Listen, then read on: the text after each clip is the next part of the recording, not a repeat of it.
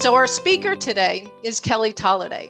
She is a yoga teacher, a travel advisor, a global citizen. She has been to 47 countries, lived in 4 different continents, and we are grateful to her today for bringing her insight and her expertise to help us really have enriching travel experiences so that we can make the most of this one precious life. Well, thank you so much, Nancy. And as Nancy just mentioned, when thinking about perhaps partnering with Sageview, it all starts with a conversation. And that's where I really believe the foundation of travel really is. It all starts with a conversation with yourself, figuring out what you need in your life and how travel can enrich that and enhance that even further. But also while you're out on the road, the conversations that you have with locals, with fellow travelers, and in a little bit, you'll hear about a story about how travel with just one conversation can change your entire life. So thank you so much for having me and giving me the opportunity to share about something that I'm very passionate about. It's my entire career, and it's really my whole life, what I try to do as much as possible. So what we'll cover today is evidence-based research, why we feel so good when we travel and why it's important for us, and how women are actually shaping the industry in the next 5 to 10 years, even more so than we are now.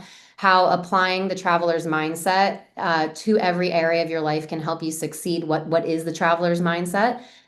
Strategies to align your travel choices. So how you plan your travel, how you can align that with your personal goals in your life, how it can be more than just a relaxing holiday on the beach, which I'm sure we can all use right about now, but how it can actually enhance other goals that you have in your life.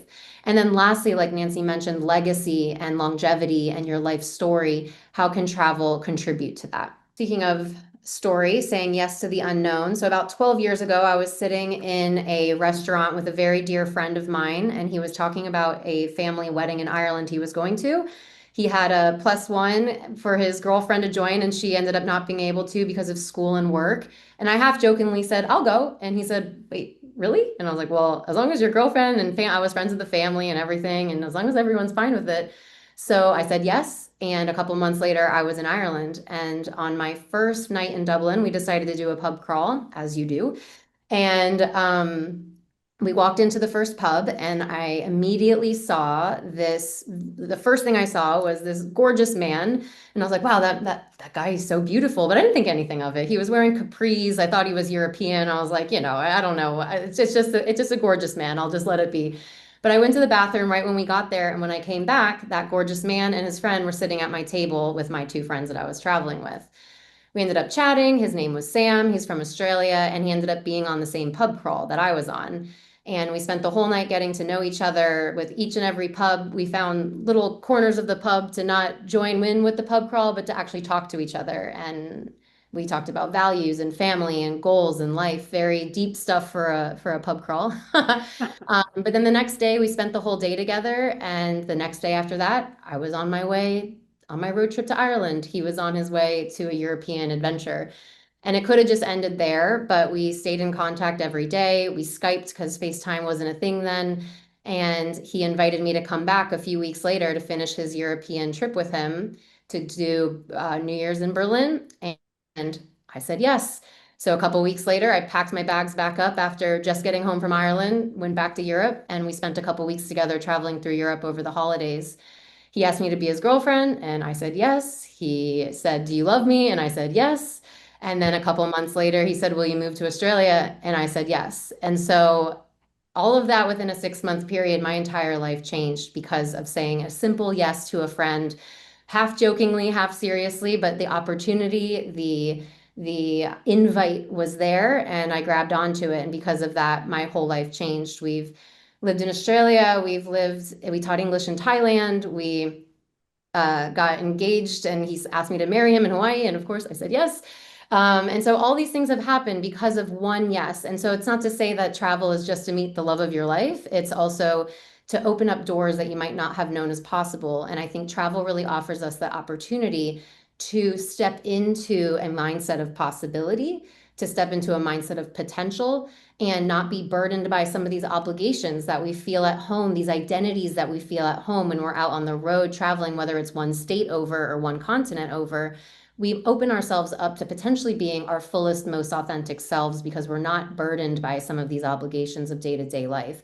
And so I encourage you, as we move through this workshop and this series, is to be open to the possibility as we start to maybe plan a dream trip of yours, to not just say, oh, that's a one day thing, like we were saying, that's one day, I'll do that someday. We can plan this today and be open to the yes that can change your life forever.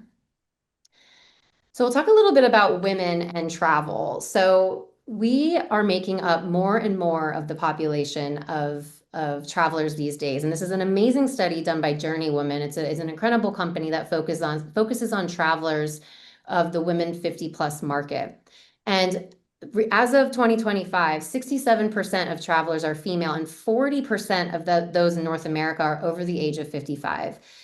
I love this because we're showing more and more that the largest population group of travelers is becoming solo female travelers over the age of 55. And solo doesn't mean single. It just means women who are not waiting for partners, not waiting for friends, not waiting for the right moment or the right time. They're going out there and they're taking the opportunity by storm. And what's amazing is that the predictions and the studies are showing that women 50 plus travel will double in the next 10 years. And what that means, not just from representation, but from a spending point of view, we are quite literally shaping the industry. And we're seeing this right now because more and more tour operators, more and more hotels, more and more giant international travel brands are focusing on this market by offering women-only tours, women 50 plus tours. They're getting rid of the single traveler supplements that you might see on group tours that you have to pay an extra amount because you're a solo traveler. A lot of tour companies are taking this into mind and they're actually getting rid of that now because they're seeing the value. So all of this to say is we have so much power as women, especially in the travel industry right now, and the amount of spending power, economic power that we have to shape this industry and do it in a way that feels really good for us. And I think the best encapsulation of all of this is from the CEO of Journey Woman. And she says in her research about all of this, called The Ageless Adventurer, she says, with billions in buying power and a passion for adventure, the ageless adventuress embraces her age and wisdom as superpowers. Women over 50 are living longer, healthier, and more active lives with travel as an integrated part of their lifestyle. They are no longer the industry's afterthought. They are its future. And it gives me goosebumps because truly, I mean, we have so much power right now. And I think it's a great opportunity for everyone listening to this call to let this be your sign, to be 2025, 2026, to be the year you take the bucket list trip of your dreams and the trip that can help you enhance your goals and help you enhance your life story. So we'll talk a little bit about why, right? Well, why do we love travel? Why is it important? Not just from this big macro ideological scale, but also from a physical, mental, emotional landscape. So every year listed consistently as top 10 resolutions. And in my work, I would beg to say within top 5, maybe even top 3 of most everyone's New Year's intentions, New Year's resolutions is travel more, take that trip, learn a new language, something to do around travel. And it's because of all the reasons that we all know, that we've been on that trip where we just felt better. We felt empowered to make maybe a new decision in our lives. We've made a pivot in our lives. It allows us to just get better sleep, like the most basic of things, eating better, sleeping better, walking more. It shows us that there's another way of living and being. And to be able to really amplify that. So that's a huge reason why it's consistently within the top resolutions every year. And actually, there's a lot of research that's done behind this. Why do we feel better?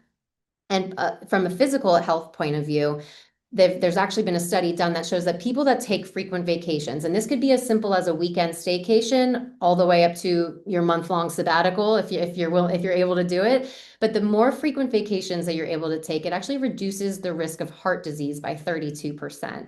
And again, it doesn't mean you have to take a week every single quarter away, although I'm sure we would all love that, but it could just be your weekend away. And so that really just shows that more frequent vacations is more important than the length of time that you have. Of course, that depends on this destination and all that, but just to show it could be something really simple. From a cognitive perspective, and I put this in physical health because I'm thinking of this from the actual organ of the brain, not necessarily like the mental emotional piece of it, but it actually builds cognitive flexibility in terms of the neurotransmitters that are developed within your brain. It allows you to wire new neurotransmitters, new neural pathways, sorry, not neurotransmitters, new neural pathways, so that you're able to keep your brain sharp.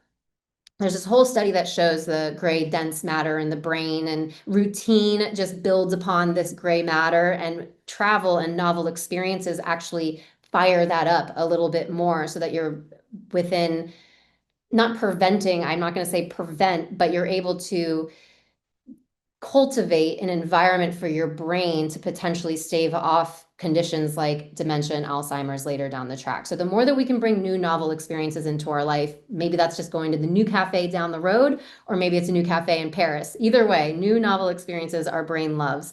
And then just like I mentioned before, improving quality of sleep, improving your routine, and improving your sleep hygiene. We all know what that's like to get a great night quality of sleep when we're on vacation with the blackout curtains and all of that. Over to the emotional side of things, travel helps us shift perspective in terms of times of transition. So if we're going through a time of transition of, let's say, divorce, empty nesting, retirement, it doesn't necessarily, a grief, it doesn't necessarily have to be all these big macro things either. It could just be making a new decision in your life. Should I start a new business? Should I close this business down? Travel helps us get out of our comfort zones, out of our daily perceived identities, and start to think in a different way. It can improve relationship and intimacy. You know, if you're looking to reignite that spark with your partner, if you're looking to reignite a connection with a family member. And then lastly, dropping identities. So one of my biggest aha moments this year was being in Peru, and I was leading a group of 15 people in Peru. Um, and I was working 24/7. I mean, we're hiking Machu Picchu. I've got people asking about altitude sickness, all the things, but I didn't have to be a mom for 8 days. Like it was like I got to drop that identity and just step into my power of being a group leader. And man, although I was tired from leading a group of 15, there was something about getting able to drop an identity for that time period that was really reinvigorating for me. And I was able to come back and be a better mom because of it. So the last thing I'll talk about in terms of health and travel is this concept called the 3-day effect. It's my absolute favorite piece of research out there when it comes to travel and health. And there's a lot of research out in Denmark, in the UK, a lot of the Scandinavian countries. I put the sources down here at the bottom. But there's researchers that were looking at the physiological effects of being out in nature for a certain period of time. And they found that the minimum amount of time that you're really going to start seeing significant positive changes in your body, in your brain, is 72 hours, which I really, really love, because that means that we need 3 days in nature. And they say the more wild, you know, the wilder, the better. But even if that means you are in a nice boutique hotel with an oceanfront view, access to nature, that's all they're saying here. All we need is 72 hours. So I love that, because it means we don't need to go take that, 2 week long steeped in nature, although I would love that, and I'm sure all of us would love that. But it just shows that it's the simplest things. It's a weekend in nature, it's a weekend camping, it's a weekend by the mountains or the ocean. It decreases your heart rate, it lowers your blood pressure, lowers your breath rate, and lowers stress hormones like cortisol. And on the flip side of that, improving creativity, sharper focus, boosting your mood. So just to show, these little small injections of travel can have such a big impact for you. And then lastly, around the traveler's mindset, before we get into building your dream trip, so we're about to get to in a second, I talk about the traveler's mindset a lot. I have my podcast, Transform with Travel.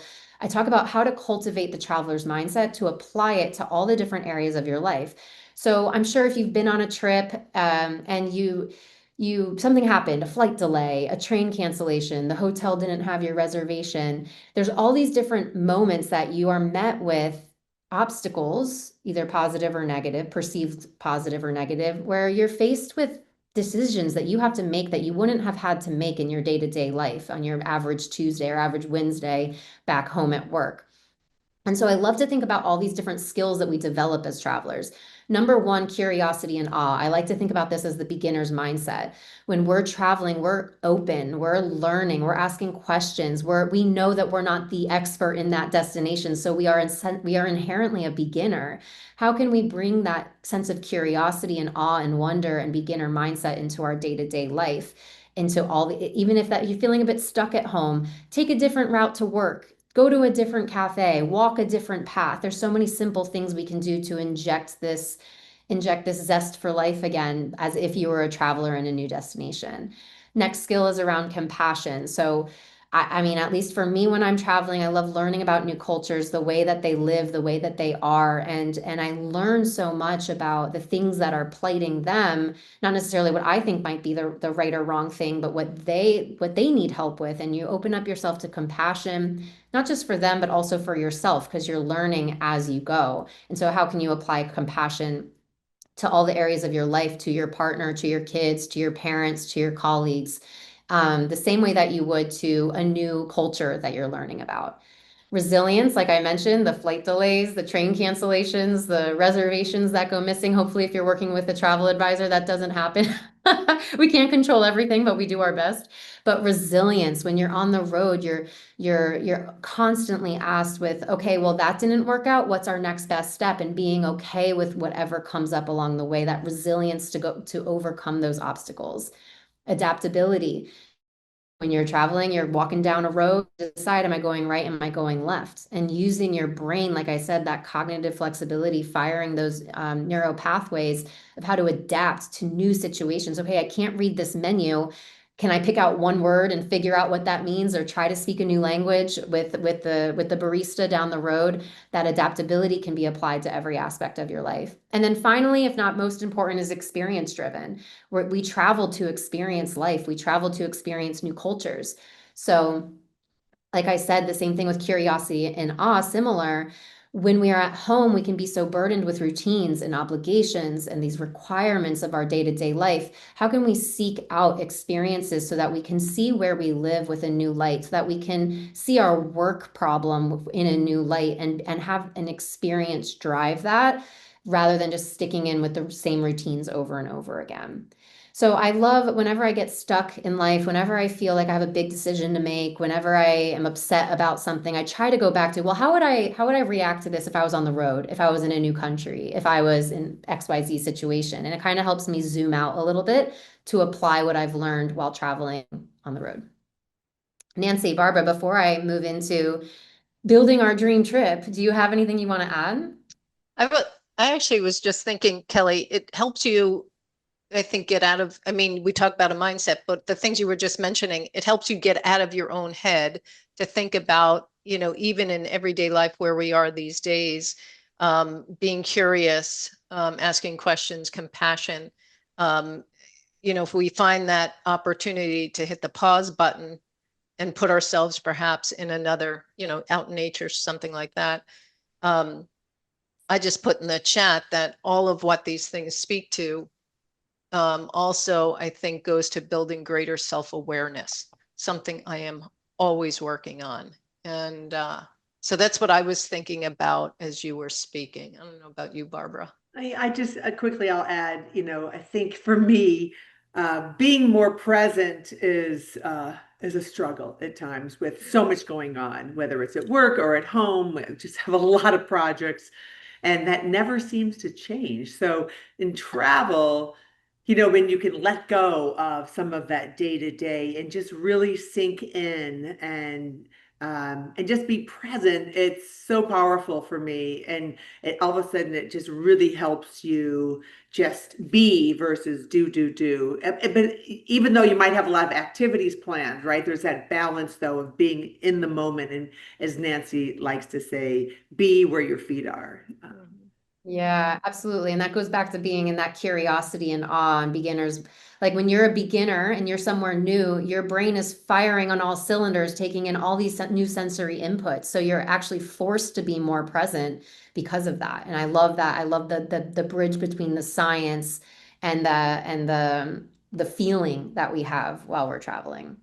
So I guess we'll get into building our dream trip and actually applying a lot of these principles to the goals that we have for potentially this year, next year, and how can we actually tie that into a travel experience that we want to create for ourselves. So before we start, I'd love to start here in the chat. If you can think about one of your best vacations you've ever had or the best experiences that you've had while traveling, can you just think about who were you with? Where did you go? Were there activities or maybe there was an environment, a type of natural environment that really got you into that mode of being in just so like Barbara said, presence and curiosity and awe. Is there anything in particular that comes up for you guys when I say that, but maybe sharing it in the chat briefly about your one of your favorite vacations and maybe a little bit about why? Well, and I just also just want to say that I put in what was one of your best vacations because I don't think Barbara would consider me her best vacation, even though we were on vacation here. But I do, I always go to, I live near the water, I live near the ocean, and, it never gets old for me. So, going on trips to where I can, put my feet in the water, where I can see again the majesty of the ocean, where my, hair gets salty and my feet are in the sand. I think that is just where I feel the most at peace Mm. is when I'm near water, I think. Amazing. I love seeing everyone's answers Yeah. here all over the world. Absolutely love it. But it does seem to be a growing trend that it's mostly in highly natural environments, which I think is something to be said here, how much nature is very love all the Australia ones. Just got to say I'm a little biased. I see Australia a couple times. All right, wonderful. So we'll keep going with that in the chat. I'd love to see everyone's ideas here. So before we jump in, I'd love to just talk about that. Intentional travel does not have to mean boring. We can still be dancing in the tavernas in Greece and hiking at sunrise and having our champagne on the sunset cruise. It can still be so much fun, right? I think healing and fun and joy and intentionality all goes hand in hand. And it's a matter about knowing what you need out of this trip, knowing what you need out of the experience, knowing what your goal was ahead of time. We'll talk a little bit about setting the intention ahead of time. And I'll just share a really quick story about a client of mine, dear, dear friend. She came to me going through a divorce. She has two young kids. She had been with him since high school. She had never been on a trip that wasn't for work by herself in decades. And she kept dreaming of these blue waters in Greece, just dreaming of, she kept saying warm blue waters. And I was like, well, the water's not that cold, not that warm in Greece, but we'll go with it. But she really wanted healing, but she wanted fun. She wanted wine. She wasn't sure how she would handle being solo. So we found a really great balance of her doing a little pre-solo work in Athens, little solo travel in Paros, joined a yoga and dance retreat in Milos, and then had some solo time after to decompress. So there's a really amazing way to be able to take this is what I need, this is what I want, and how do we bridge all of that together? Perfect combination of solo, of group travel, combination of wine on the boat, but then yoga in the morning. There's so many different ways to do it. And I wanted to make sure that we know that it does not have to mean that it's boring or that we're just sitting and journaling all day. So just a little note on that. We'll talk about how travel can support your goals. So of course there's the wheel of life, and there's like 10 or 12 things that go into the wheel. And then our lives are so multi-passionate, multi-purpose. But for the sake of this conversation, we're going to talk about these 6 buckets. We have, I'm just going to move the chat here. We have health, purpose, relationships, personal growth, career or post-career, and then legacy. Because of course, that's one of the main pillars of what we're trying to support the women in this community with the fall series. And so thinking just now on your own, maybe writing down or in your note section in your phone, whatever it is, maybe thinking of that one goal that you can attach to each of these buckets, or one thing that you're exploring, I guess I could say, within these 6 buckets. Just take a minute here to write those down, even just a couple words for each one. Awesome. And you're going to see these categories on the next slide, so don't fret if you haven't written everything down. It's a tall order, 6 goals within less than 60 seconds, but just to kind of get your brain going on this. So, framework for aligning to travel goals. So these are different ideas, different types of travel, different types of destinations that you could think of when you're trying to align the goal to travel. So if you're really focusing on your health, or you're really wanting your next travel experience to enhance your health, okay, well, maybe we're joining a wellness retreat. Maybe we're going somewhere that's more of a digital detox. Or in terms of destinations, nature-based, maybe it's going to a blue zone like a Greece or Costa Rica, Japan, and learning from them the secrets of longevity. For purpose, it could be hobbies-based retreats, moving more into maybe a spirituality-based destination like a Bhutan, a Nepal, and India. Relationships, romantic couples trips, in increasing your connection with your siblings. Maybe it's a sister's trip or a friend's trip. Maybe one of your goals is, I really need to invest more time in my girlfriends.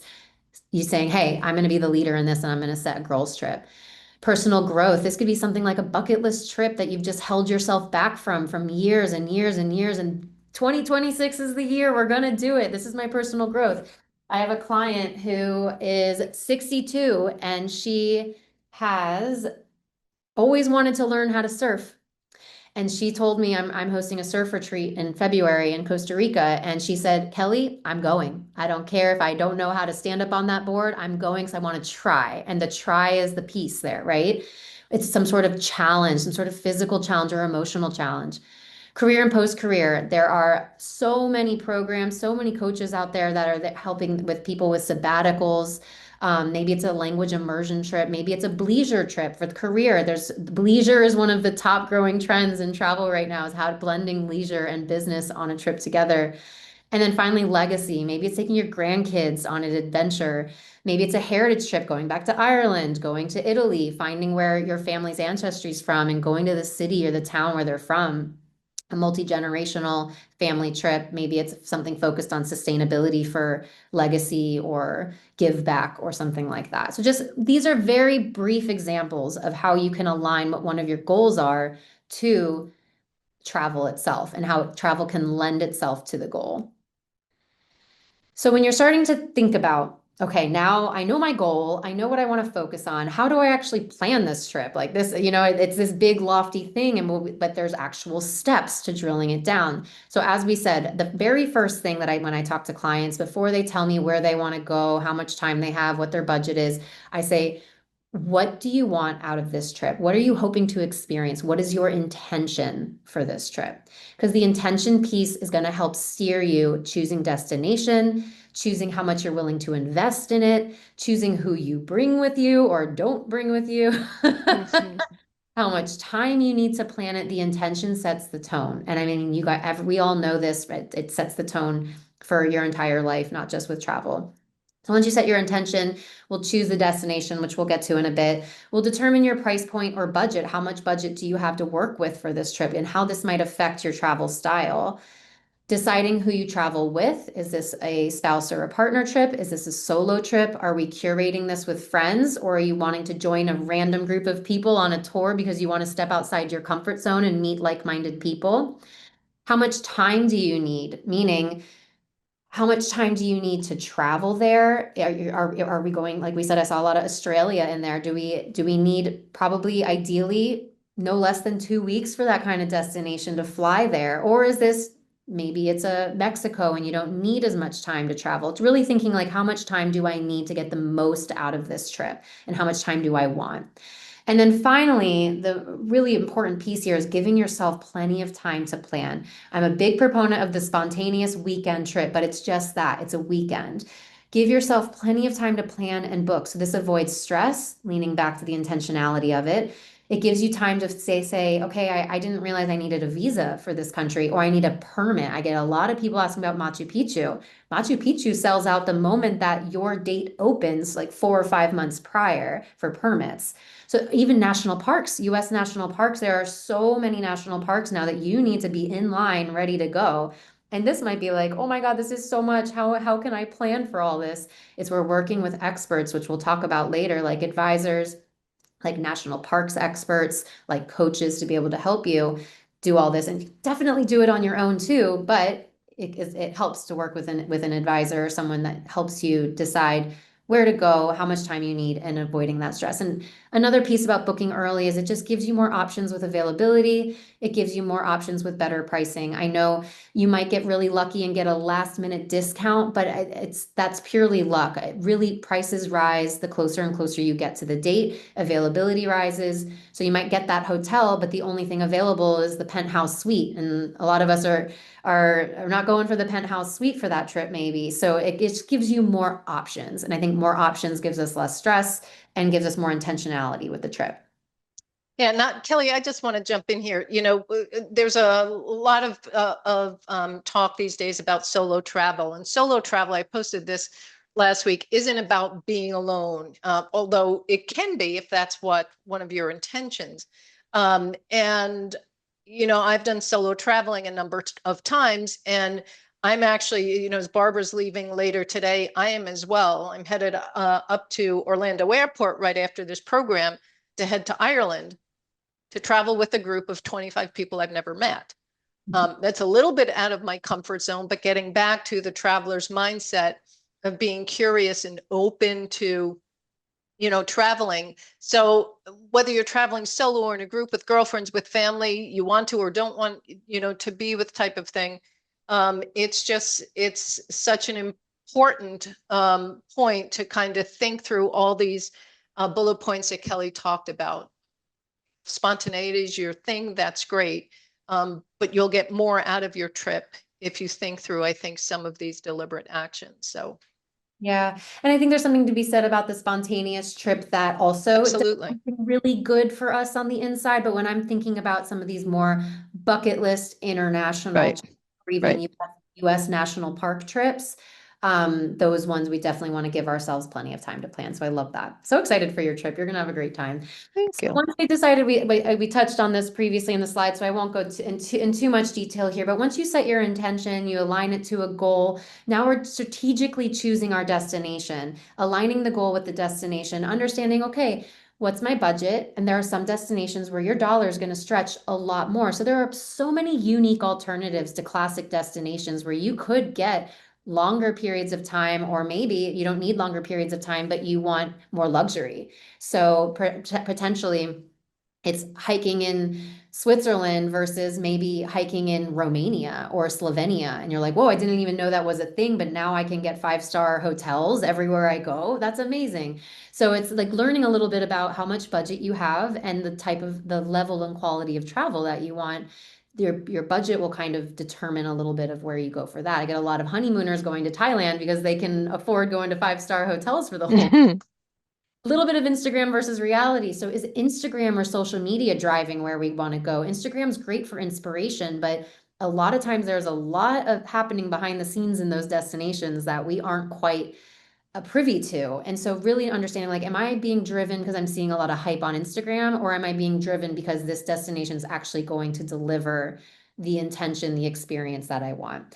And then lastly, talking about timing, low season versus high season. Of course, if you can only get off in the summertime because of kids or because of whatever it is, or get off during spring break or high season, understanding how that's going to affect budget, how that's going to affect availability. Is it possible to travel during low seasons or off seasons?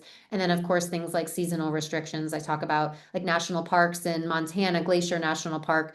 They're not open all year round. There's a lot of parks that aren't open all year round because of seasons. So knowing those types of things will help you determine your destination as well. Talking about a balanced itinerary. I know we talked about the very beginning, and that was a lot of people's tips and Barbara's tip as well. I like to call it a loose plan, right? Itineraries are suggestions, not contracts. So of course you might have things that are booked, tours that are booked, but really leaving a lot of space. I like to plan one activity a day, whether that's actually a booked tour or whether it's just an activity like I'm going to go hike or I'm going to go to a waterfall. I pick one activity usually per day, and then the rest of the day is open. I also travel with a 3 and a 5-year-old, so I'm at whim to a lot of different personality changes throughout the day. But building that loose plan gives you structure, so you're not Googling in real time, like, oh my God, where do I go? But not too much of a strict schedule that you're stressed about getting from place to place. Building in yes days for spontaneity, building in at least one free day so that when you meet travelers on the road and they say, hey, have you been to that waterfall? Have you gone to that hike? Did you go to that restaurant? You're not stressed about where to fit it in. You know you have a free day to fit in those recommendations. Scheduling in things like if you're someone who isn't very good about doing self-care on your own at home, it probably will slip pretty easily while you're traveling too. So scheduling in things like I'm going to do this beach walk on this day. I'm going to go to this yoga class. Even scheduling in time to just sit by the beach and read. Because if you're someone who gets swept up in all the top 10 things to do in XYZ city, you'll probably start to overrun yourself. So making sure to schedule in a little bit of that time for rest. Like we said, trying not to overplan or overschedule. And this is all just to avoid needing a vacation from your vacation. This is not intentional travel and travel to enrich your life is not so you come home and you're just dead to the world for the next 2 weeks, right? It's about building something that feels good for you and is unique to you.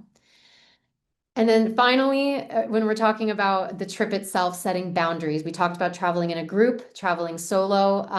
When you're traveling with a group, deciding who's taking the lead on planning, and then that lead planner, making sure to just really take into account the different types of personalities that are at play, the people that aren't the lead planner, respecting the amount of time and the amount of effort that it takes to herd all these different people's preferences. It's like herding cats. Agreeing on things that are going to be for the whole group, things that people can just decide on as they go. And just understand, like, if you're, especially when you're traveling with family, multi-generational, how much you've actually planned for yourself. How many of the activities are for you, or how many activities did you plan for your kids, for your husband, for your parents? Making sure you really understand what's for you. And then if you're in an Airbnb, if you're in a villa, determining how you're going to split those chores, right? I have been on many vacations where I'm just like glaring at one person in my family, like, you have not done any dishes yet. But I didn't ask. I didn't ask them. And so now I'm resentful. So deciding how you're going to split chores, how you're going to split expenses. There's apps like Splitwise. You'll see at the very end of this, the different apps. So Splitwise is an excellent app for that. Traveling solo. Not too many boundaries here, but if you've never done it before, I recommend practicing. Go out to a restaurant by yourself at home, go to a movie or a museum by yourself at home. So you start practicing and getting comfortable in your own sick skin. There's, of course, boundaries when it comes to safety. And when it comes to safety, not being out late at night by yourself, like walking in the opposite direction, not being out late in clubs, bars by yourself, just always making sure you have that safety piece in place. I have a whole article on the Daily Drip about safety in particular for women traveling solo. And then finally, setting boundaries around wellness travel. So if health is one of your goals that you're hoping for this trip, there's a huge increase of people, maybe they're not sober in real life, but they're testing out alcohol-free on their vacation, or they're testing out going vegan or gluten-free. Making sure you have your boundaries in place, especially if you're going with a group that likes to drink and you're trying not to drink on that trip, being very clear about your boundaries. When are you going to go home after dinner? How many nightcaps are you going to partake in with your soda waters? Maybe you're going to have a boundary around a silent retreat, or a boundary around your phone use while your social media use. So these are all things just to think about how to tie it in. Lastly, the integration, right? So we can go on this great trip. We can learn so much about ourselves, about the culture, and then we go home and 3 days later, boop, we're back in daily life and we're like heads on a stick running around all over again. So things that we can do is journaling pre-trip, writing down your intention for the trip, journaling during your trip. What was your meaningful moment of the day? What did you learn about the culture? And then post-trip, what did you learn about yourself? How will this trip influence your choices now? And integrating, picking one thing. Maybe you're in Europe and you're walking around a lot and you love walking now. And you're like, okay, you know what? My one thing I'm going to take from this trip is I'm going to integrate one long walk during my workday or after work. Maybe you really loved eating a Mediterranean diet and you're going to introduce more Mediterranean foods. Maybe you and your partner really enjoyed no phone time, and so Sundays are your no phone day. So it's just picking one thing that you loved about your trip, that you loved about the culture, and weaving that one thing into your life so we don't overwhelm ourselves at home being like, my trip self and my home self are two completely different people. It's like we just pick one thing and we focus on that, and you'll find over time it becomes easier and easier to integrate your home life, your trip life, your vacation life with your home life. So, few resources here just to wrap up. Of course, I'm a travel advisor. I'm here to help you. I specialize mostly Southeast Asia, Australia, New Zealand, India, and Sri Lanka. That's kind of that side of the world. And then on this side of the world, I specialize in US national parks and Central and South America. So I have loads of colleagues that I can refer out to that I love, love, love that specialize in Europe and Caribbean. And I think my biggest piece of advice is if you're working with an advisor, make sure they specialize and that they really understand the area that you're going to, and that they really love and have great partners there. You can click on both of these links when the recap gets sent out. Other resources are women-focused groups. So I run a retreats business as well. We have retreats all year round. Majority of them are women-focused. And then Journey Women, of course, you can click here on the link when it gets sent out. That's the first few slides that I talked about their survey, and the CEO, the quote from her, from Carolyn Ray. They host group trips. They also just have a ton of resources for women, specifically 50 plus. Sabbatical coaches, if that's on your radar. Empowered Travel, Monica, she's based out of Colorado. She's incredible. She helps build intentional sabbaticals, as well as the Travel Coach Network. There's a group of travel coaches to help you bridge the gap between the planning and the intention. Last few pieces here, travel and medical insurance, highly recommend from a safety perspective, especially if you're traveling solo. Jet Set Meds Travel Kit is a personalized prescription kit that you get from a US-based doctor. You get 24/7 chat from a physician. I will never travel without my Jet Set Meds kit again. Zofran, while you're in a different country, will literally save your life. And then if you haven't heard of the Smart Traveler program, it's a US government-based program, but it's where you can actually log your trip with them prior to going. And then should the worst case happen, a natural disaster, civil unrest, anything, they know that you're there and the embassy will be looking for you. So from a women specifically traveling, that I think that's one of my biggest tips, is just making sure that as many people know where you are. And you had a direct experience with that, real. Yes, yeah, very briefly. About 8 years ago, I was living on an island off of Indonesia, and we were in a 7.0 earthquake. And this island you can walk across it in 20 minutes. There's no two-story building. So our biggest concern was tsunamis, and we had no cell service, and it was horrific. We ended up getting military evacuated, but I did not enroll in the Smart Traveler program. So although my passport was, of course, connected to the Indonesian authorities, the US government didn't necessarily know where I was. So I wish that I would have, my parents definitely wish. It's a great resource, yeah. My parents definitely wish that I would have enrolled in that, and now I do that for every trip ahead of time. And all is fine and well. I survived, I'm good, but travel insurance and the Smart Traveler program and the Jet Set Meds kit are kind of my go-tos for health and safety.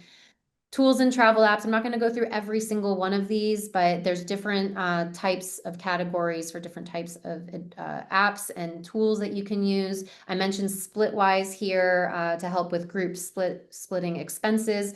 Wise Transfer is amazing for currency exchange. I'm just going to note up here Plum Guide. So I really love Plum Guide as an alternative to Airbnb. I love Airbnb as well, but Plum Guide is slightly elevated and more vetted in terms of the hosts and the support that you're going to get. All of these are hyperlinked. You're going to get them in the recap as well. And then I just noted here for Expedia, I'm going to just say really briefly why I say for research. And Expedia, Booking.com, Agoda, all of those are great, and definitely you're going to get the cheapest prices from, we call them OTAs, online third party applications. However, you could receive less quality of service from the hotel if you had an issue or if they overbooked the hotel. Expedia's, Booking.com's, they're going to be the first ones to get kind of like kicked off the roster for the list. So if you can book direct through a hotel, if you can book through a travel advisor, those are usually your best ways of guaranteeing level of service, level of care, level of priority, I guess I could say, VIP service. But I like using Expedia and Booking.com for research as well, just seeing what's in the area. It's a great place for that. And I just want to mention the other thing before you go to how to find you, which we hope everyone will do, is the one thing that's not on there from a communication perspective is WhatsApp. And I'm assuming there's so many, it seems like everybody in the chat travels. WhatsApp is a great way to keep in touch by chat and phone call because it doesn't cost anything. So we forgot to add that one, but. That is great. Yes. So thank you so much, everyone, for listening. I really hope this got you inspired to plan your next trip, plan it intentionally.